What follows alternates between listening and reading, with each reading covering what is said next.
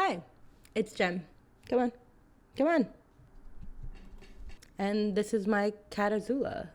And we're gonna be walking you guys through some of my favorite reads this year. I read a lot of books this year. I set out the goal to read 52 books, and I just met that goal a week short of the new year. And I'm really proud and have a lot to say about books this year. I read some good books, I read some average books, and I read a handful of really great books. I have 15 books that I have things to say about. And first, we're gonna start with the category I love her. These are books that really stuck with me, that really resonated, and the world that they were based in really captivated me. And for whatever reason, when I finished the book, it stuck with me. And I was still thinking about that world in that way that sometimes you miss the world after you leave it when you are really enjoying a book. And to start, we're going to start with Little Women by Louisa May Alcott. This is a classic. It came out decades ago. It is about four sisters who are living through the Civil War. For me, this book was still really relevant for what it's like to grow up as a young girl and what it's like to deal with being a sister and a daughter. And it was really earnest. And I think few books are written that sweetly anymore and that can be still taken really seriously, because the book was really meaningful and really earnest without getting too corny, because it always felt grounded in a real true story and real characters. And it did not surprise me to find out that the author based a lot of this book off of her relationship with her sisters and their dynamics and their personalities. This was a really sweet read. It's really wholesome and just a perfect comfort read.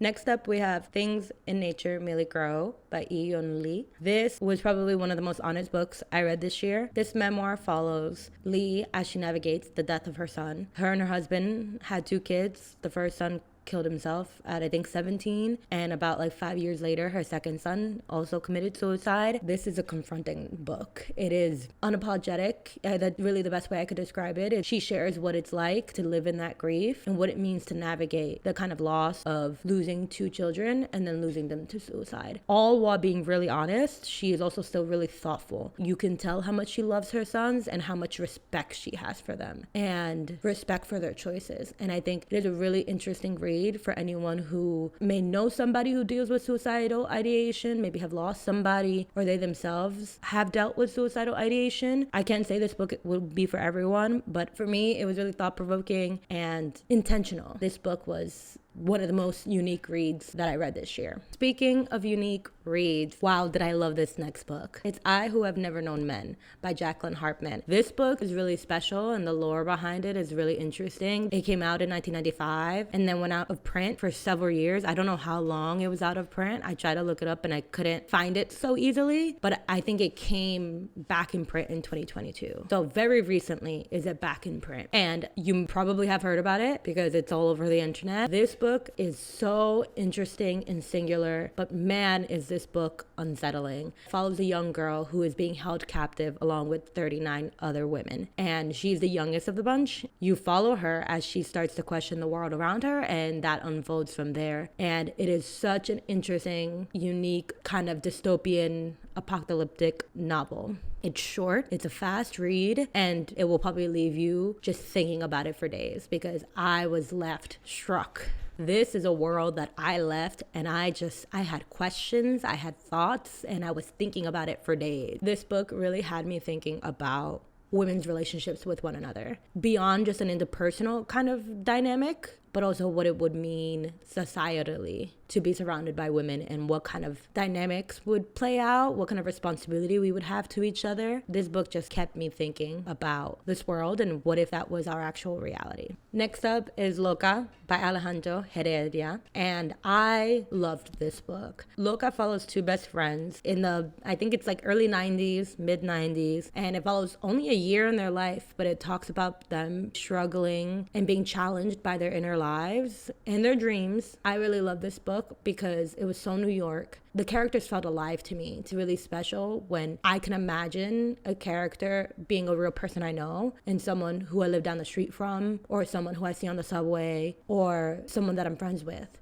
that to me is a special kind of writing that doesn't come around often. And this was a debut novel for Alejandro. So I think that this is a huge accomplishment for your debut. It's one of those books, I think, if you're Latino, if you grew up or live in New York, that it's worth reading to see if it resonates with you, because it felt like it was written from a real place. You're cheering for these characters, but also it hurts. You feel like you're watching your friends struggle through life, and that's both special and heartbreaking. The next novel is very old, and by very old, I mean a couple years old. I think it came out, now, hold on, how old is this book? Oh my God, yeah, no, it is old. See, I thought I was being dramatic. No, it came out in 2016. So this novel is almost a decade old, and it has been immensely popular. It's The Mothers by Brit Bennett. For whatever reason, someone told me this book was overrated, and I can't even remember who it was. But I listened to them all these years, so whenever I saw The Mothers in my library or at the bookstore, I was like, nope, I heard that book is overrated. And that is why, folks, you always gotta second guess your judgment calls about books, because I do think we judge books by what we hear about them. And it's always good to check in and ask yourself, where is this coming from? Because I spent so much time judging this book as overhyped, and I loved it. It was one of my favorite reads of the year, and I've been missing out for years on reading this book. The Mothers follows a young girl who is grieving the loss of her mother. And within the first few years after her mother dies, you see her make decisions that come to shape her life for the next several decades. And I love this book so much because it's the kind of book that I want to write one day. It reminded me a lot of Little Fires Everywhere, which I really loved when it came out. She's both tragic and lyrical. So yes, this book is devastating, but it is so beautifully written. So while you are getting gut punches, you will also be reading really beautiful lines. You probably have read it already or have heard of this book already, but it's on the list because it took me too long to read this book, and there's probably someone out there who also has not read it, and they should, because it's a really, really good book, and I really loved it.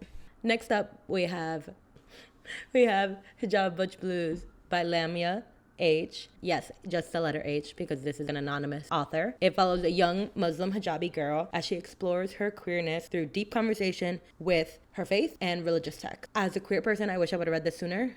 This book really tickled me because it just felt so rebellious. She is taking these religious stories and this religious text that she grew up with and using it to reframe and understand her queerness. It is really brave to take something that is centuries old and is deeply rooted in your culture and say, I'm gonna reclaim this and I'm gonna recontextualize this for my exploration of my identity.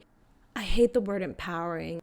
It's an encouraging book. It's one of those books that by being what it is, it encourages other people to think about what faith means to them, what community means to them, what identity means to them. That's what the special sauce of this book is. By telling her own story and her own narrative and recontextualizing her life, she also gives you permission to do the same. It's such an example of what queerness is, which is questioning what has never been questioned, or questioning what is forbidden to be questioned. If there's going to be a syllabus on Queerness 101, this book needs to be on it because it just speaks about queerness in such a fundamental way. So if you're interested in identity and you're interested in faith, even if it's not faith that you hold, this is a book to read because it really is foundational in that way. All right, now I was debating whether to do this one, but then I realized that my count of books has me at 14, and my brain is like, I should even add out to nice 15. And I thought, you know what, let me do one hate book. I believe everyone has to read a book for themselves. If you have a curiosity for it, I'm never gonna tell you not to read it, but the way I describe this book is reader beware. The Memoirs, Somebody's Daughter by Ashley C. Ford. And no offense to this lady. You know, memoirs are hard and they're personal and they feel a little hard to judge. But I'm going to read this description and tell you why I'm judging it. Through poverty, adolescence, and a fraught relationship with her mother, Ashley C. Ford wishes she could turn to her father for hope and encouragement. There are just a few problems. He's in prison and she doesn't know what he did to end up there. She doesn't know how to deal with the incessant worries that keep her up at night or how to handle the changes in her body that draw unwanted attention from men. In her search for unconditional love, Ashley begins dating a boy her mother hates. When the relationship turns sour, he assaults her. Still reeling from the rape, which she keeps secret from her family, Ashley desperately searches for meaning in the chaos. Then her grandmother reveals the truth about her father's incarceration, and Ashley's entire world is turned upside down. Somebody's daughter steps into the world of growing up a poor black girl in Indiana with a family fragmented by incarceration, exploring how isolating and complex such a childhood can be. As Ashley battles her body and her environment, she embarks on a powerful journey to find the threads between who she is and what she was born into, and the complicated familial love that often binds them. Maybe not everyone read it this way, but when I read this premise, I really thought that this book was going to be the narrator grappling with what seems to be implied, that her father either sexually assaulted somebody or raped somebody, and that's why he was in jail. Which, spoiler, yes, her father is in jail for rape, but the book never talks about it. There are maybe tops 4 chapters that are about her father in the entire book. And when it says that her world was turned upside down, you don't actually see that. You never see her grapple with the crimes that her father had committed and the experience she had with being raped. Please know that you're going into this book and it is mostly about her relationship with her mother. And those parts were fantastic. I love the writing. But this book presents itself as a grappling of her relationship with not just her mother, but her father, and especially with his crimes. Memoirs are deeply personal, and someone is going to write their story how they're going to write their story. So it's harder to judge and to criticize than I think a regular novel. For me, I feel a little bit hesitant to give a full critique of a book that is someone's personal story. But what I can say is, reader beware. As a survivor of sexual assault, this book is not as advertised. You cannot go into this book and expect her to grapple with her father's behaviors, because she does not. And I was very shocked to get to the end of the book and realize that this woman does not ever deal with that in the writing. She does not share too much. And what she does share is disappointing. I'm going to leave it there, because this book is really upsetting, but it's really personal and it's really sensitive topic. So reader beware is all I gotta say about that. I did this one in the middle so that I could move on and have fun ones next. I didn't want to leave on that note. So next up, we have You Should Read If. And I have 4 books in this little category. We got Bright Young Women by Jessica Knoll. You should read this if you hate how true crime centers the abuser rather than the survivors. If you're someone who thinks it's gross how we as a society romanticize these serial killers, read this. I don't like true crime. I understand why it's entertaining, but I do think true crime can be really indulgent, and this book felt like a remedy to that. This was a great book. Next up, Disappointment by Nicola Deninen. I can't tell you that you're gonna love this book. The ending might piss you off. I'll say that. I will also say, please don't bite me.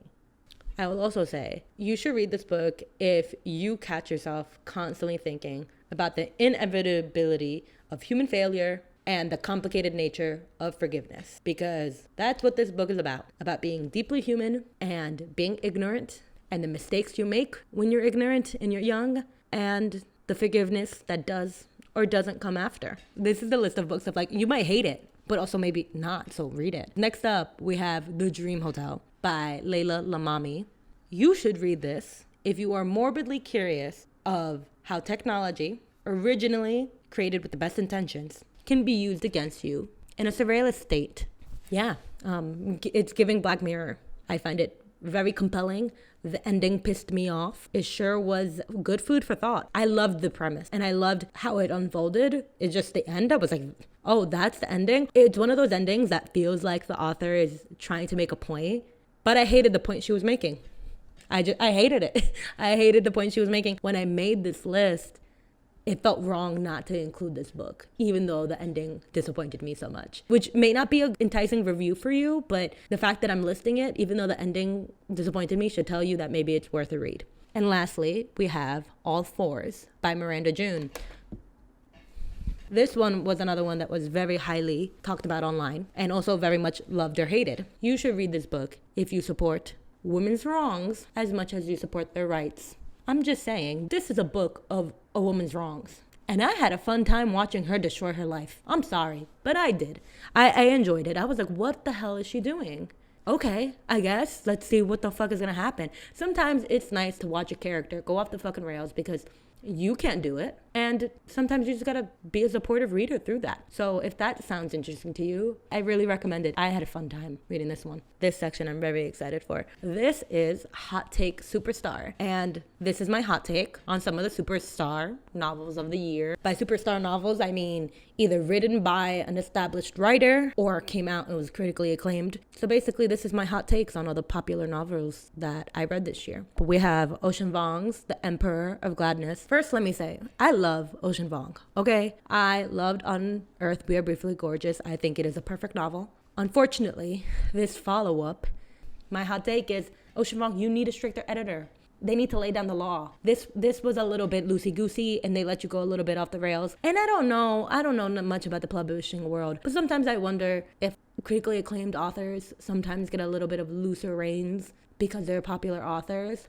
Because this book needed a little bit of a tighter rein. Great premise, great characters. Ocean Vuong writes humans. There's a lot of lovely lines in this book. This book touched me, but yeah, I needed to be chopped up, trimmed up, and more narrowly focused. And that's my hot take. Next up, we have the very popular Martyr by Kaveh Akbar. Hot take, this was supposed to be a movie. This would have been great as a movie. Don't get me wrong, it wasn't a bad novel. I just feel like it was something that was stunted by not being visual. I think it would have been stronger as a visual. There's many times where I'm like, it felt a little indulgent. And I think you can get away with indulgence more in a movie than you can a novel. People love this book though. People love this book. They did.